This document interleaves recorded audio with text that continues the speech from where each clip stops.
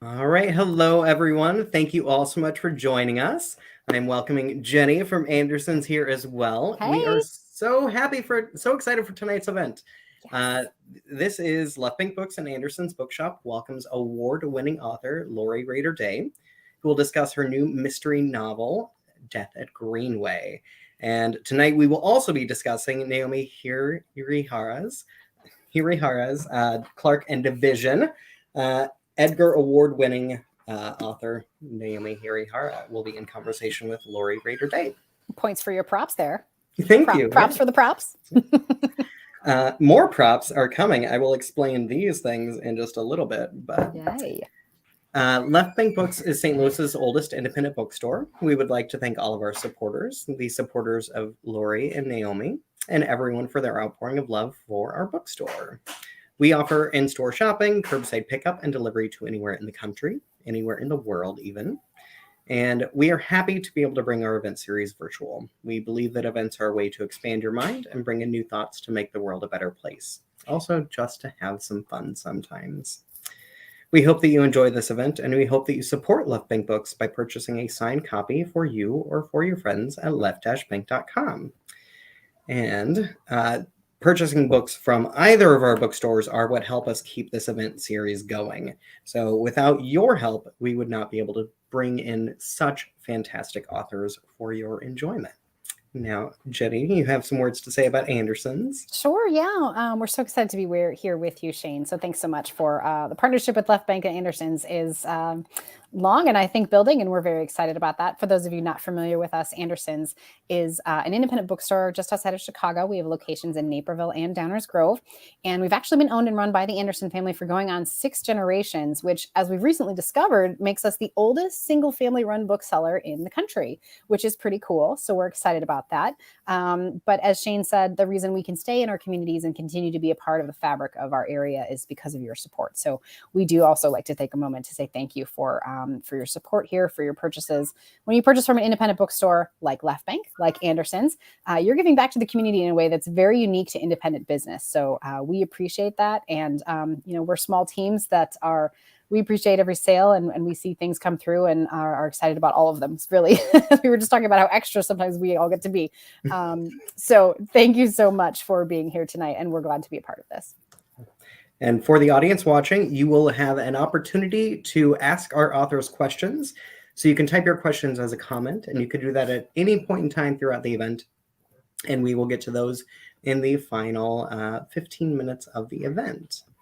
Now, I would like to introduce our books. First off, Death at Greenway. From the award-winning author of The Day I Died and The Lucky One, a captivating suspense novel about nurses during World War II who come to Agatha Christie's holiday estate to care for evacuated children. But when a body is discovered nearby, the idyllic setting becomes host to a deadly mystery. And then I will read a blurb as well. Anne Cleves, the internationally best-selling author of the Shetland and Vera series, says, a wonderfully atmospheric, beautifully written, and entirely credible evocation of wartime Britain. And Sarah Paretsky, Chicago's Sarah Paretsky, the New York Times bestselling author of Deadlands, says, Death at Greenway is a book Lori Rader-Day was born to write. The characters are deeply moving. The suspense and World War II research are impeccable. The language, as is always the case with Rader-Day, is beautiful, but in Greenway, she shows her suppleness. Her pitch-perfect dialogue brings England in the Blitz to life. And now I will talk about Clark and Division as well. Clark and Division. Set in 1944 Chicago, Edgar Award winner Naomi Hirahara's eye-opening and poignant new mystery. The story of a young woman searching for the truth about her revered older sister's death brings to focus the struggles of one Japanese-American family released from mass incarceration at Manzanar during World War II. And I will share a fellow bookseller's blurb for this. Louisa Smith says, Clark and Division is a propulsive mystery and a heart-wrenching examination of Japanese internment and relocation in the 1940s. Hirahara beautifully weaves history and injustice into this fascinating and compelling crime novel. And now about our speakers tonight. Lori Rader-Day is the author of Death at Greenway, The Lucky One, Under a Dark Sky, The Day I Died, Little Pretty Things, and The Black Hour. I have read all of them. Show off. I'm a big fan. She is a 3-time Mary Higgins Clark Award nominee, winning the award in 2016. Lori lives in Chicago. Yay, Chicago. Well, and I have the pleasure of introducing Naomi Hirahara, who is the Edgar Award-winning author of the Moss Arai mystery series, including Summer of the Big Bocce, which was a Publishers Weekly Best Book of the Year and one of Chicago Tribune's 10 Best Mysteries and Thrillers, Gasa Gasa Girl, Snakeskin Shamisen, and Hiroshima Boy. She is also the author of the LA-based Ellie Rush Mysteries, a former editor of the Rafu Shimpo newspaper. She has co-written nonfiction books like Life After Manzanar and the award-winning Terminal Island, Lost Communities of Los Angeles Harbor. The Stanford University alumni, was born and raised in Altadena, California. She now resides in the adjacent town of Pasadena, California. And as Shane said, her newest book is Clark and Division. And now let's welcome our fantastic authors. Yay!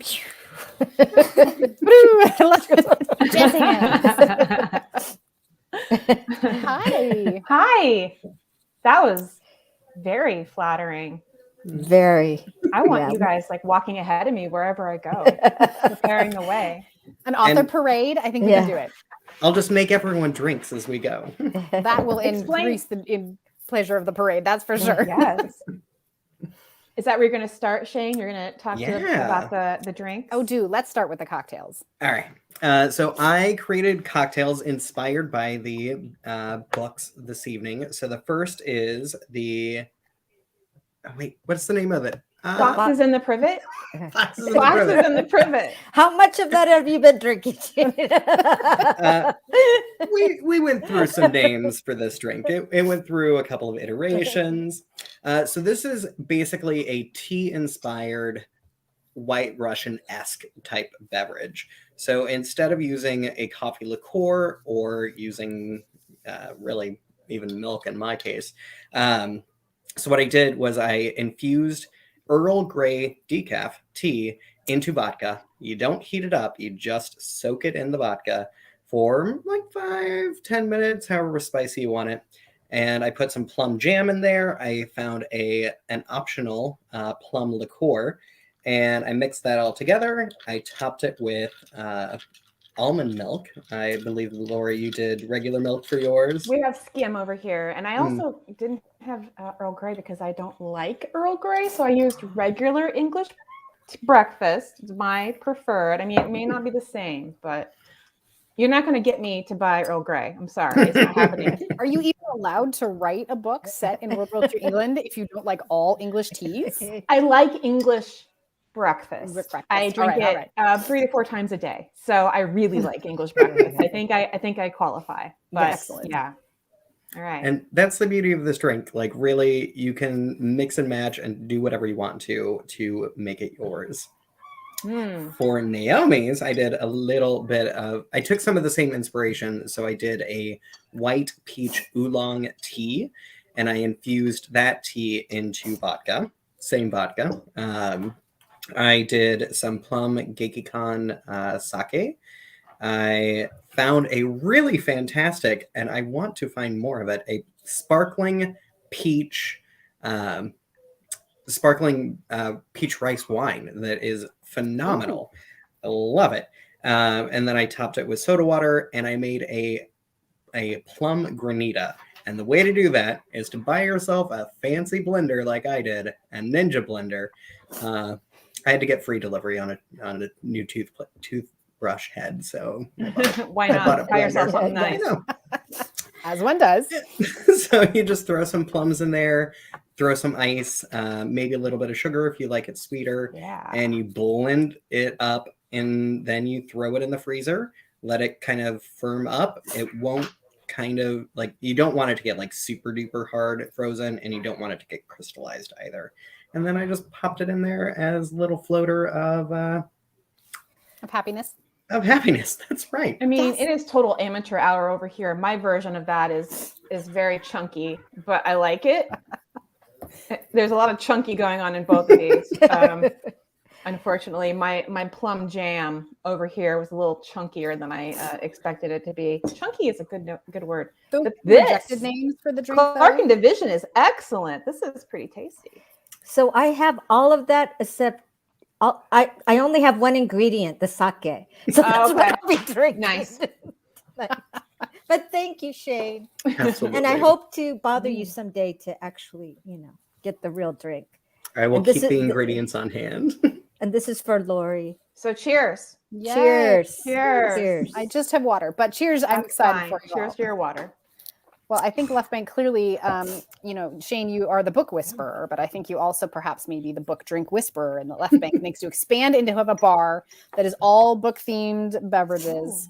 And then, you can just highlight your favorite authors that way. And I think you'd be all set. Yeah. You heard it here first. I mean, this is a solid business plan, I think. I'm on board. I'll be there. I'll drive down.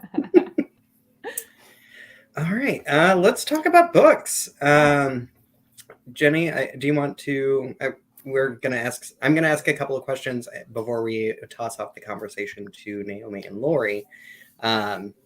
So first off, I want to point out really interestingly that Naomi, your book is set in Chicago, where Lori lives. Lori, your book is set in England, where you don't live. Mm-mm. No. And I don't live in Chicago. Right. So it I just guess goes that's- off, full circle. So really, Yeah. you just need me here to connect it all. I think that's the moral of the story, Yeah. that Yeah. Anderson's is just the connecting tissue for all of that. Because Exactly. Anderson's is not quite in Chicago. Right. Because we were in the Chicago suburbs. I think that just is the glue, guys. Yeah. That's it. Someone has to go to England, though. I mean, Me. I volunteer as tribute. Me. Yeah, right? Group trip, guys. Yeah. Well, I can say I would love to do that. we've been watching Downton Abbey here at my house, and I felt very atmospheric to see the cover and the description about your book, Lori. And I think it just fits in. So it's just such a great hook. Like you're at Agatha Christie's house and there's a murder, with all of your amazing detail on it. And Naomi, I think Clark and Division is going to be a big book for us, set in Chicago, just touching on so many issues that are so important to the history and that are, having a bit more of a moment, one that is well deserved. So I can't wait to hand sell that as well. It's a great book, too. Yes. Both of these books are a little bit of a new exploration for you as authors. So I'm wondering, what inspired you? Lori, you wrote contemporary mysteries. Naomi, you are kind of best known for your series. So I'm wondering, what inspired you to write these books? Yeah. So I get asked a lot if I'm a historical writer from now on, if that's a direction I'm going. And the answer, or why in the world would a contemporary author veer off in such a way? And I think it might be true for Naomi as well. It wasn't specifically that I wanted to write a period novel. It's that I wanted to write this story specifically, that this story was speaking to me. So the inspiration for Death at Greenway, and then I hope Naomi would do the same thing, came from, I was reading a nonfiction book about Agatha Christie called Agatha Christie's Secret Notebooks by John Curran, which I'm sure both of these bookstores can get a copy of if anyone's an Agatha Christie fan. It's about how she worked. Basically, she wrote basically in her head, and then when she got a little stuck, she'd grab a notebook and jot down her ideas until she clarified what she wanted to do, and then she'd go back and then she'd take it to the typewriter and start writing. But she didn't have like a notebook per book. She had a notebook in this room, in this house, and she had many houses. So she had a notebook in that house, and she had a notebook in that house. And so at one point, John Curran was invited by the estate to come and look at all the notebooks that they had and sort of try to catalog how she worked over time. And it was simultaneously very fascinating and also great bedtime reading, because it would just send me off, right? But I was also very inspired by it. It was great to learn how she worked. But in the introduction, there was just a half sentence, just a very throwaway little sentence about how Greenway House her beloved holiday home. She had, like I said, she had many properties, but 8, I think, was the top at one point. This was the house of her heart, the house that she had to own, gave up her family home to buy her home, whereas one of her other homes was really her husband's choice of homes. It was used to house evacuees from the Blitz, 10 children under the age of 5. Actually, in this book, it just said it was used to house child evacuees in World War II. That's all it said, as though we all already knew that story. And I did not know that story. Here I am reading, my bedtime reading, and I sat up in bed and I wanted to read that book. I just wanted to read it. I assumed it existed, and as soon as I looked for it, I would find it. But the problem was it didn't exist. So that was the inspiration. That was probably it was 2011. I looked it up on my Goodreads to see when I read John Curran's book. So in 2011, I get the idea. I imagined it as a sort of bed knobs and broomsticks at Agatha Christie's house. So if you've seen that Disney movie, it's one of my all-time favorites. I love that from since I was a child. Yes, I love that. I imagined it like, oh, they're gonna, these kids are gonna come to Agatha Christie's house and then they're gonna start solving crimes. As I did my research, I realized that's not going to work. It's going to have to be a different story. So that's the inspiration for Death at Greenway. Naomi, what about you? Where did you hear about? How did you get started? I know you did a nonfiction book that maybe. Yeah. Well, what's interesting is we're kind of doing similar things, Laurie, in our respective books. I know you did so much scholarship and research, and you actually, it's a novel, but it's like history that's not, you can't find it anywhere else at this particular time. And I think with Clark and Division, it's kind of the same thing. There's a lot of different oral history accounts. Before World War II, there were about 400 Japanese Americans in Chicago. This was the top destination for people held in the 10 mass incarceration camps to come, for early release and even after the war. So by the 1940s, there are 20,000 Japanese Americans in Chicago, right? Who would have known? People in Chicago don't know about this. No. And so, and yes, I came across, like, doing research for a nonfiction book. They were just bemoaning because the people who were released into Chicago were young people. They were in their, they were young adults. And so there was this resettlers committee and they were trying to right the ship. And they're saying, there's babies being born out of wedlock. There's abortions, which were illegal at the time. There's a stick-up man, et cetera, et cetera. And for me, I was like, I've never heard about all this crime that was happening among the community members. And it makes perfect sense, right? You're kicked out of your house, then you're, sent to a camp, and then you're in this, I'm sorry, but notorious city in the US, and you're trying to acclimate. And if you're a bunch of young people, what are you going to do? You're going to party. Your parents aren't around right now. You're going to get into trouble, and you have all these conflicting emotions. So, yeah. So I think people are coming to Clark and Division. Some people who had, their grandmothers or grandfathers or parents had been in Chicago, but they never got the full story.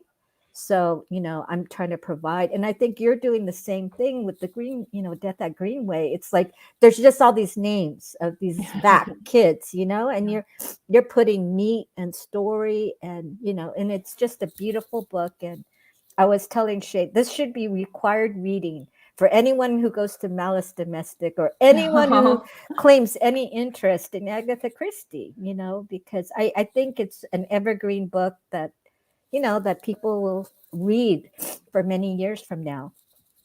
Well, I think we're both trying to make, rescue history that is unknown, but also do it in a fun way, right? Your book is so interesting. It also should be required reading because I think especially people in Chicago should know, what was happening and some of the things that were going on. And it's also a beautiful story. It's a family story in your case. In my case, you said the list of names. So I had this story idea in my back pocket for years and years and years. 2011 was when I had the idea, and I had a lot of doubt about, it wasn't written. I just wanted to read it, but it wasn't written. But should I be the person to do it as an American, not a historian, in fact, someone who doesn't really like research all that much? Should I be the one to do it? And so I just sort of had it in my back pocket for a long time. And I worried the whole time, somebody else is going to steal this story. Somebody else is going to write. I was worried that someone was going to write a World War II story out of the blue spontaneously. But, I had the idea, so why couldn't someone else? So I got the chance to go to England in 2016. I have a friend who's from there who lives in Bristol, and I visited her, and I went to Crime Fest, mystery conference there. Just went, and met some people and hung out with Anne Cleves. I always recommend that if you get a chance to do it. And she said, my friend said that she would take me to Greenway, so I could just visit it. I could just be a tourist there. So we went through, we were looking for any clue about the kids. There wasn't anything we could find. We finally just asked, is there anything about the kids? And there was one little thing. There was like a sheaf of plastic, binder type thing. And in one of the plastic pages, there was an excerpt from a letter that one of the children had sent to Greenway. Her name was Doreen. There's also a picture of her when she was 6, and that's about the time she was returned to her family. And I'm like, oh, this is so interesting. Oh, I know her last name. This is very good for research purposes. And then the docent said, well, there's one more thing that we can show you. So they took us upstairs and unlocked a door that isn't open to the public. And there was a cabinet with doors, and you open the shelves, and on the shelves were the names of the 5 girls. So that's my list of names. When I just saw these 5 little names on the shelves, one of them Doreen, who I had just met in the binder downstairs. And that's when the story, I got very possessive of that story at that moment. It just became something that I really thought, I'm going to try. I'm going to try to do this story. So, and you intended it to be a mystery. I mean, just because of Agatha Christie and that. So was it always going to be a mystery from the get-go? I think it had to be a crime story of some kind. I know the labels, people will argue. Yeah. I've seen people arguing on, not Twitter, on Instagram, is it a historical mystery or is it historical fiction with a mystery in it? I'm like, did you enjoy it? Like, does it matter? I know it matters to the people who are putting, the books on the shelves in your stores. And I know it matters to the librarians, but to the readers, I guess if you just like it, that it doesn't matter what it's called. Of course, I want it to be a crime story because that's what I've written before. Sure. And that's what I like to read. Sure. So yeah, I thought that I didn't think that it would be, I thought because it's about Agatha Christie's house, it has to be a mystery, but I didn't necessarily need it to be an Agatha Christie-like mystery. I don't know that I could do an Agatha Christie-like mystery. She was very, very good, very clever with plots, and that's not my strong point, to be honest. But I wanted to write an Agatha Christie-like story, but in my own style, the kind of book that it had to be the kind of book that I would write, you're doing the same thing. You're trying something new, but you want your readers to be as happy as they have been with your other stories. Right. I mean, I think our books are similar in that it's not like it's starting off with a dead body, mm-hmm. We're really getting into the characters. And I mean, you did such a magnificent job. I mean, I look at your book like a kaleidoscope. There's all these different, shards of glass, and because you go into different voices, right? Mm-hmm. And the way it ends, it's just so beautiful. I just love it. And I took a different, a tactic. I did it first person, and this is Aki. My book is about a family. And this is the younger sister story. So, and I just thought for me, because there's so much of the story I could relate to. I knew people who had gone through that experience. Aki is the daughter of an immigrant, and I think that part of the story resonated with me, and I think I could, breathe life into it. But yeah, how did you do this, Lori? All these multiple voices. I mean, I want to do that when I grow up. But tell me how you did it. I don't know. I mean, how I wrote this book. A friend of ours, Julie Henriquez, told me I should teach a class about writing this book because I told her it's like my white whale. I had to bring this story down, and it took everything I had and every trick in the book. She's like, "Oh, you should teach that class." I'm like, I would have to remember how I did it, and go through that process again. And I don't know that I can remember. It was very, very messy, to be honest. So I did a ton of research, which again, I was not a research person before this book. Oh, goodbye, friends. So up until this book, research for me meant I might read a book about a topic that I needed for a particular story, or most often what I would do is I would write it the way I wanted it to be, and then I would find the expert who could tell me where I got it wrong. So for instance, for The Day I Died, I wrote about a small town Indiana police or a sheriff's office, and there's a dispatcher who does a few things in the story, and I didn't know anything about that kind of job, so I found someone. My friend Darian's sister Amy from high school. My friend worked in a small town sheriff's office, our small town's sheriff's office, and so she was able to read the book and tell me if there was anything amiss, or if there's any opportunities that I had missed, which is really valuable. But for this book, I knew that I couldn't just start writing, which is how I like to do it. I'm what we call a pantser. Instead of a plotter, I don't plot out how the story is going to go. I find a couple of points on the map and then start writing and adjust as I go. And then, of course, at the end, I have to do a lot of revisions. But I kind of like that. I kind of like having revision to look forward to until I'm doing the revision. And then I'm like, oh, I like drafting so much more. And I know you had to do a lot of rewrites. I did. Right. Yeah. So I had to approach it completely I have to do research first, and then I can start writing. And then I would start writing, but then I would find out something in my research that would change what I had written. So I actually had to dump probably about 15,000 words at one point in a book that it was not much more than probably 40,000 words at the time. So it was a lot of 2 steps forward, 3 steps back. It was a lot of that. And then turned in the draft, got a break from it, got my editor's comments back just as the pandemic lockdown was starting. So March 9th is when I decided I was going inside and not coming out for the foreseeable future. So I just took my edits and put myself in this room a lot and just decided, okay, this is where I'm going to spend this time. It was actually kind of a great project to have at that time, because then I could sort of ignore reality quite a bit. I didn't actually have to deal with the pandemic until I was done with those revisions July 1st. But in that March to July timeline, I rewrote the book entirely. It wasn't that it was terrible. It was just that it wasn't the book that I had wanted to write, and I had the time to really think about it and decide that there were things that I had written into the book that that didn't matter as much.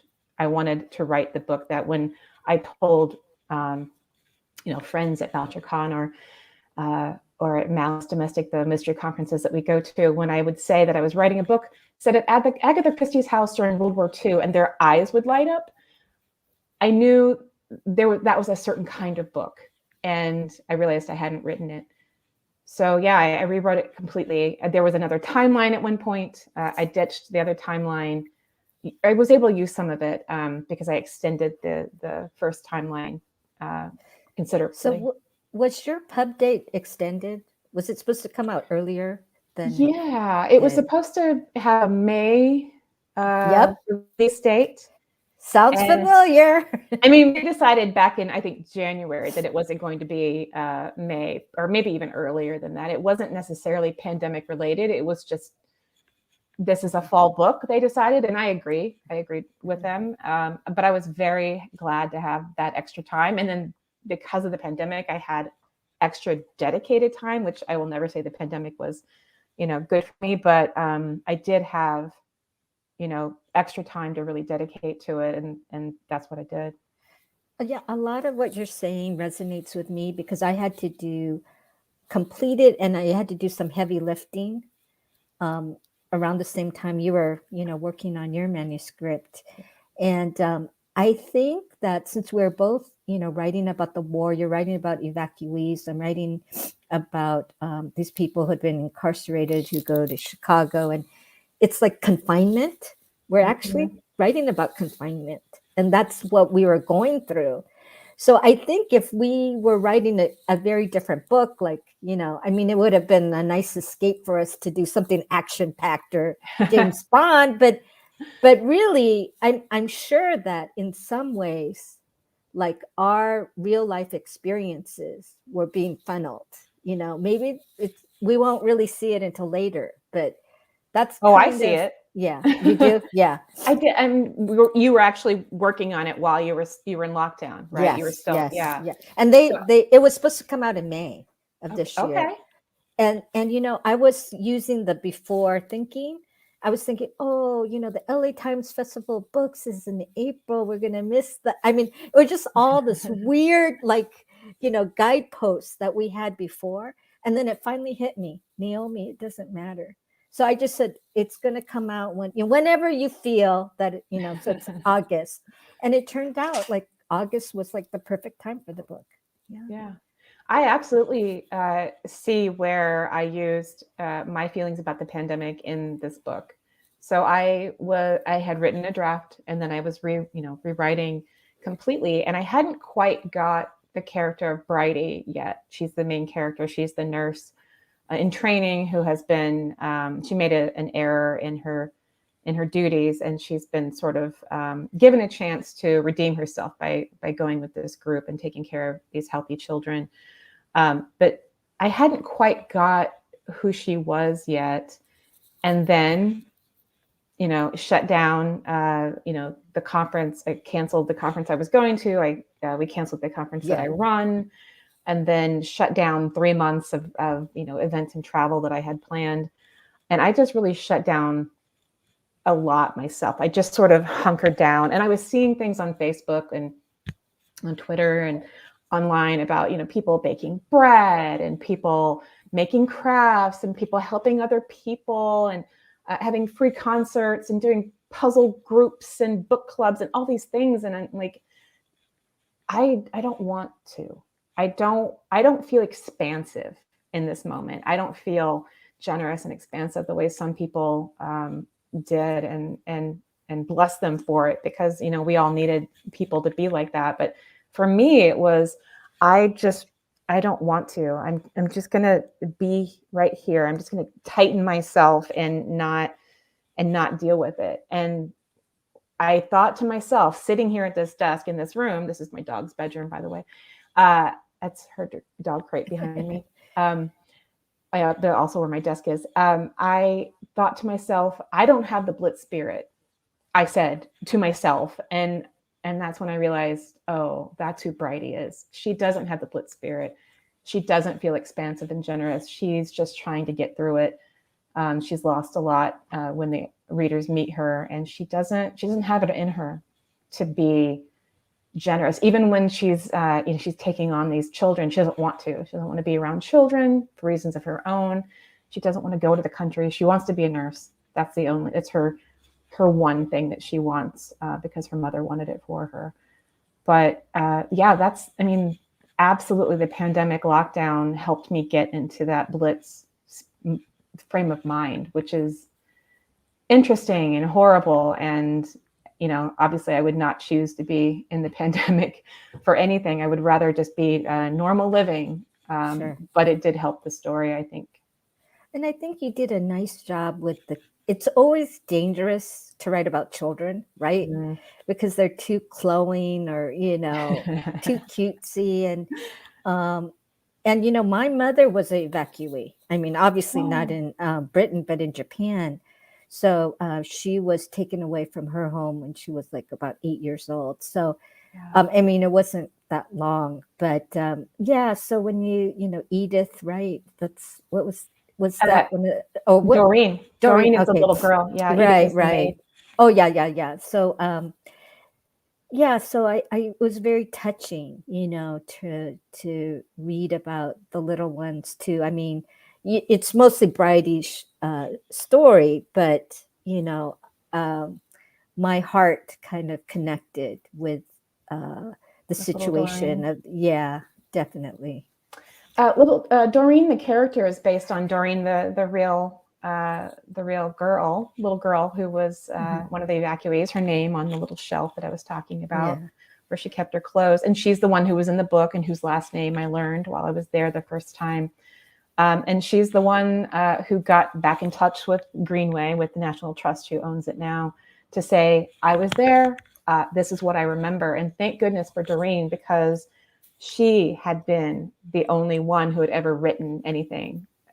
This had not been written about in a published way, but she had written down her thoughts and her memories and shared it with the National Trust, which I think shared it with the BBC. I'm not sure how that connection was made.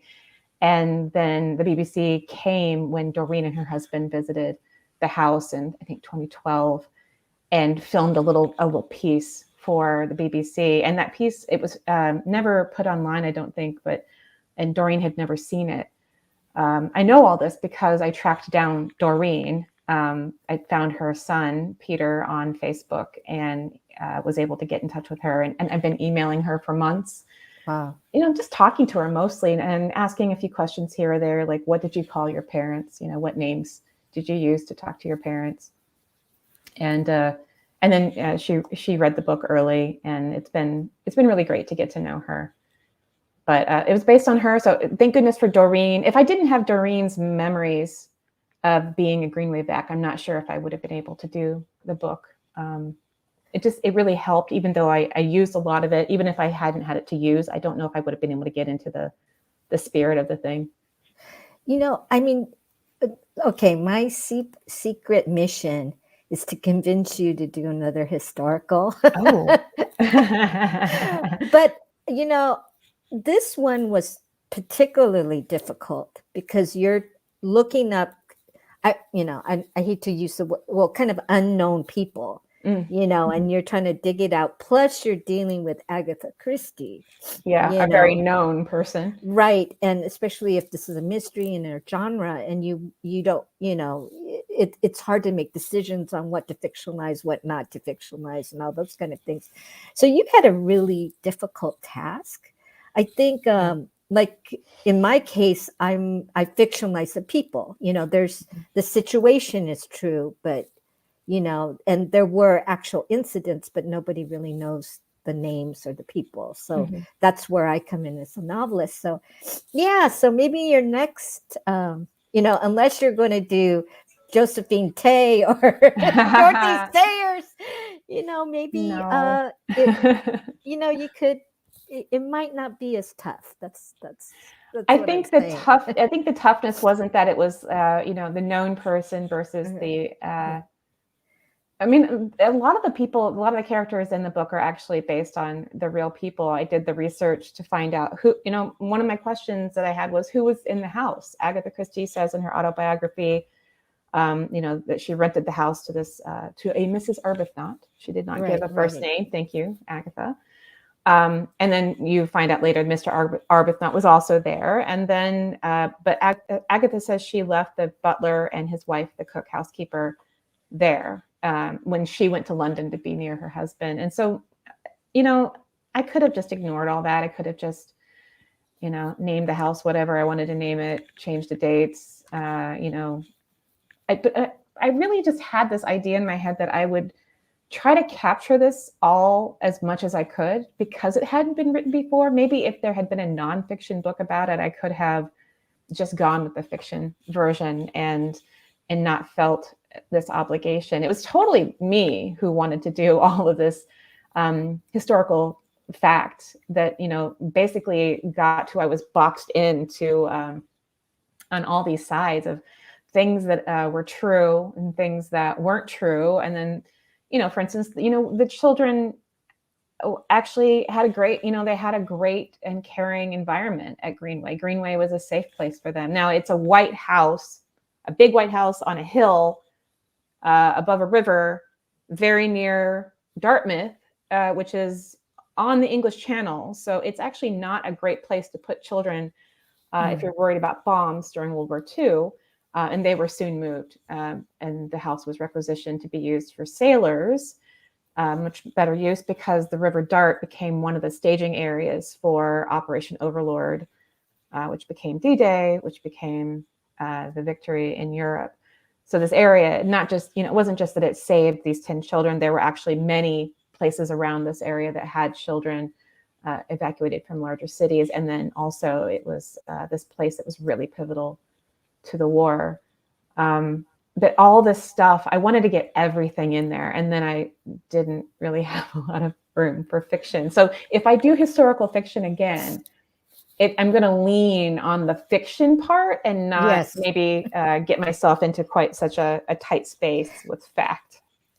Has there been any talk about UK? Oh, Shane's back to ask his questions. Oh. But any UK release talk at all? Not yet.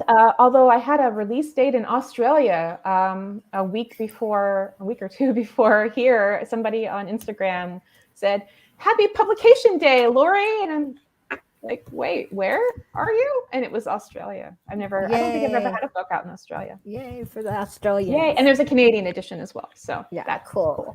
Yeah. All right. I want to share a couple of things from the audience because we've had some really incredible comments and a couple of questions, but I have the ability to put my question first. So we're going to do that because I am controlling all the shots.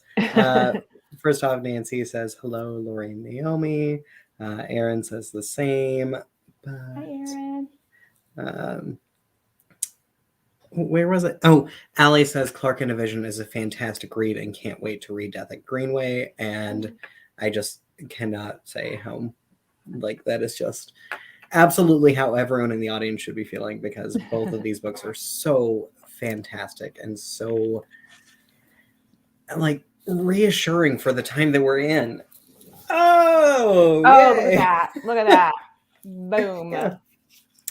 Yeah.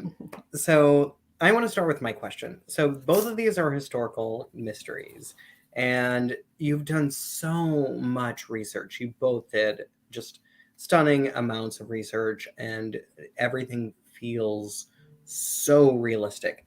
So I'm wondering, I should emphasize that both of these are fiction.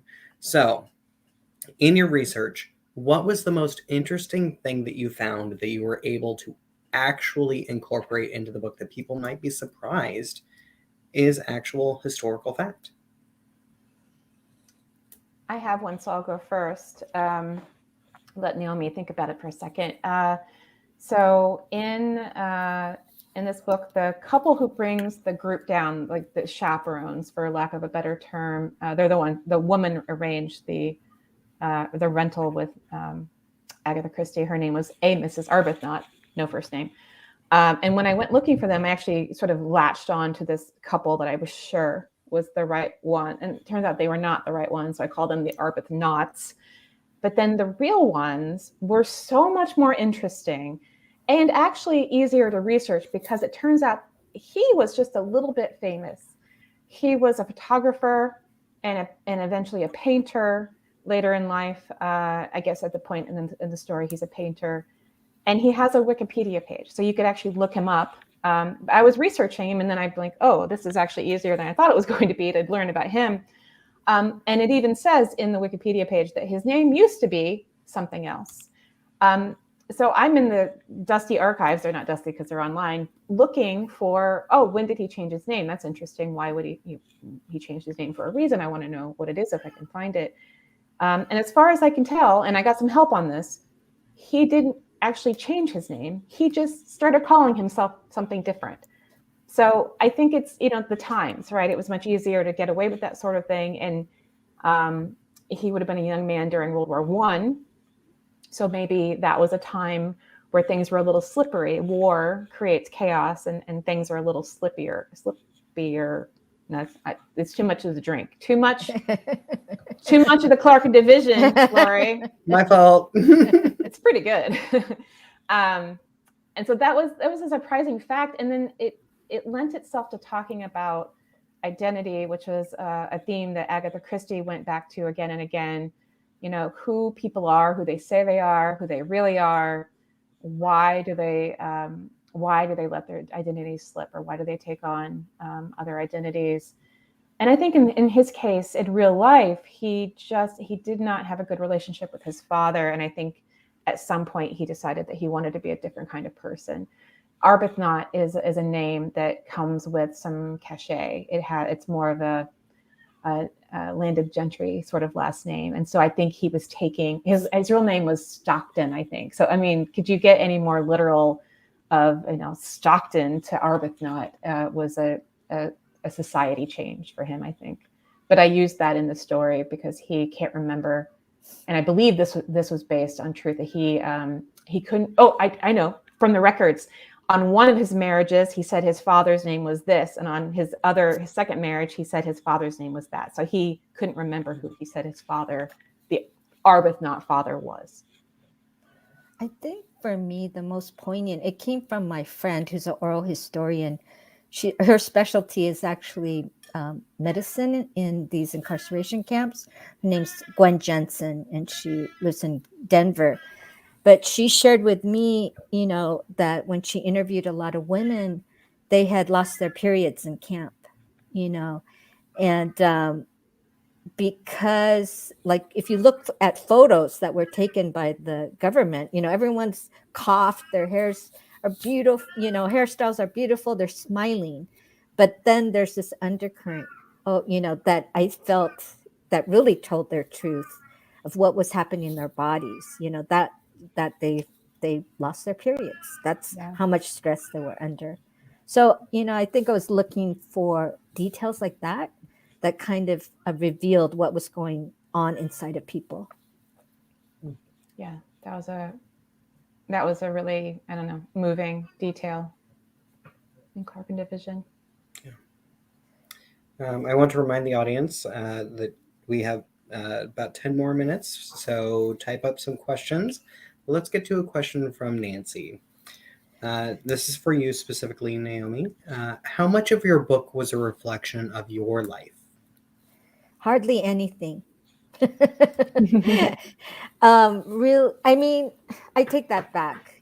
Just like Lori was saying with Bridey, like what she was going through during the pandemic, she was able to put, the character of Aki, I was I'm preparing something I was going to read where she was kind of not sexually assaulted, but put in the corner of a room. And then I started getting triggered. I was going, oh yeah, that really happened to me, so there's things in there that, I went through, but the larger story, because my parents were in Japan, they were not incarcerated.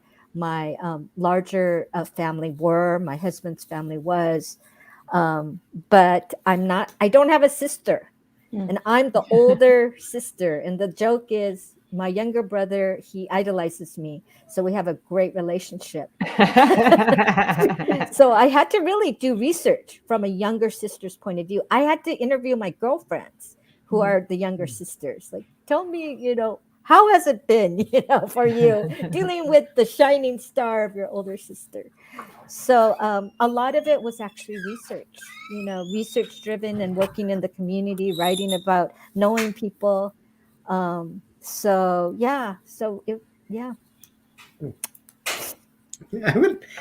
am always so intrigued by authors that do that type of research, because you think yes, it's all pouring through books and finding facts and details and things like that. Sorry, I've also had a little bit too much drink. It's really good. I'm pretty impressed with myself. Talking division is good. Yeah, make one for yourself if you're watching. But I love that type of research and finding out about like just what it takes to genuinely write a character. And I think you both have captured that so well. You both capture characters in their essence, in their beauty, in their like how Pettiness.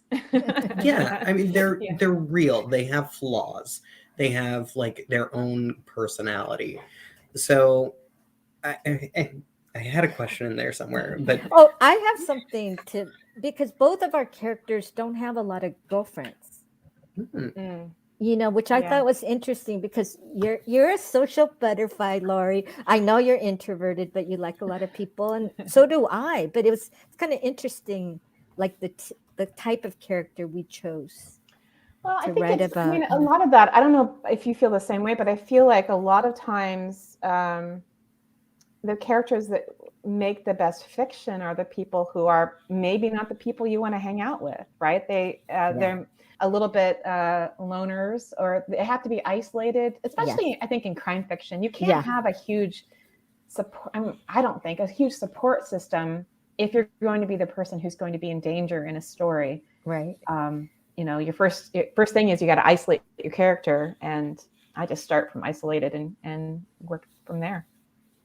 Yeah, maybe cozy mysteries are the exception, you know, True. where there's a cadre of gal pals. But yeah, it's gonna maybe that's an assignment. agree. The next time you write it, you have to write a book about a female character who has lots of people around her. But you know, there's going to be like some brutal things that happen with those friends. Right. I felt like I had to... Sorry, Laurie, go ahead. Well, I was just thinking, you can't put all these characters in there for no reason. You put them in there because then they're in play, right? They might be in danger. They might be the danger. They have to do something. Otherwise, they're just taking up space, and you don't really want that. I mean, that's one of the problems I had when I'm writing about a group of 10 children under the age of 5. Under 5 means they can't be the story. They can't be Bedknobs and Broomsticks at Agatha Christie's house. That would be a boring story. I am not personally interested in toddlers as the vehicle for a story, and most of my readers wouldn't be either. So that's why I latched onto the nurses. But then you've got these children who are, I can't have something happen too near them. I don't think that a lot of readers would be interested in that either. So yeah, all these things are, Naomi and I have to think about, how does each decision affect the story, affect the reader, add to the urgency of the story, add to the mess of a story that maybe is too much. Well, makes us sound like scientists, right? Yes, you are. I think that goes back to the whole question of likability, right?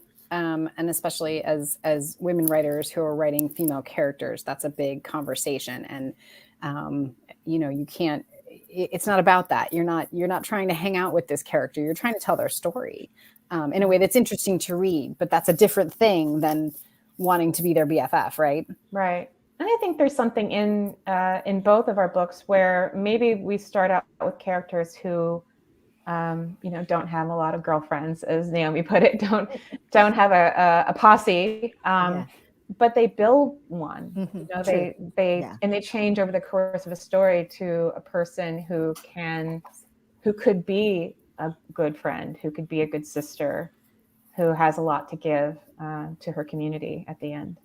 And I think that's I think it's a more interesting story to find out who the posse, the squad that you build in times of hardship, right? True. Then when you're not, it's not just you're at school and you have all these people that you could meet and sort of pick and choose the people that you're going to spend your time with. And when you're dealing with something as traumatic as all of the issues that are facing your characters, what do you do with that what are the personality traits that come out in somebody that's dealing with those things? And I think that's something that you both really address and have as a facet. I liked the kaleidoscope thing you said earlier, Naomi, as a facet of the story.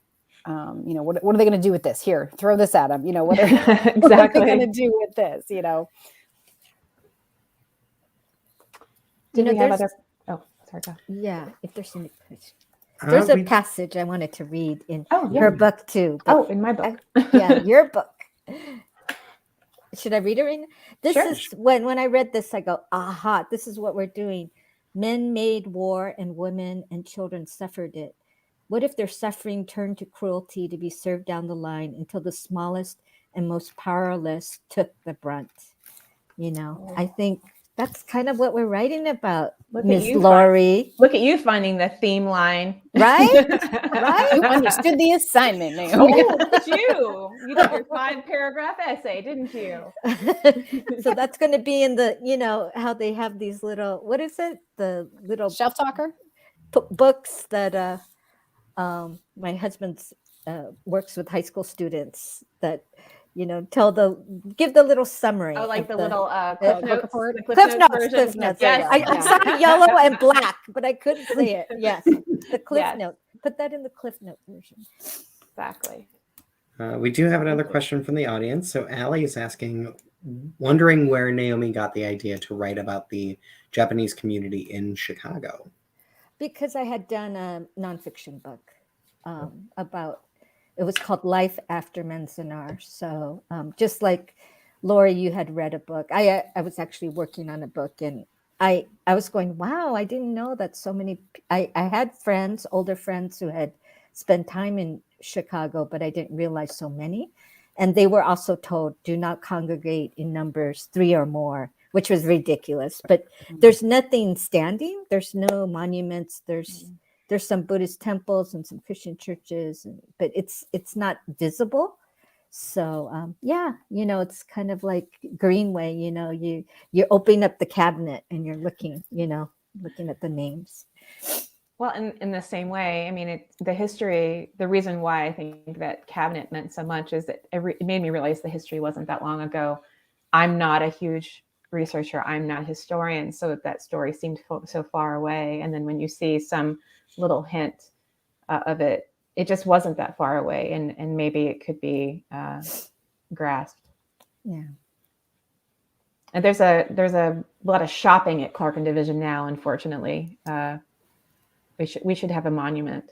That's absolutely something that we should have. There's that Mark Twain Hotel that's right there. It's SRO housing. But It's still there? It's still there, but they had an actual Nisei beauty, Japanese American beauty salon that was there. And that's when I learned that this woman was, she was styling the hair of, drag queens and, all these sorts of characters that were on Clark Street, which was fascinating. And Clark and Division is near, and I'm not super familiar with Chicago. Can't wait to see what you say.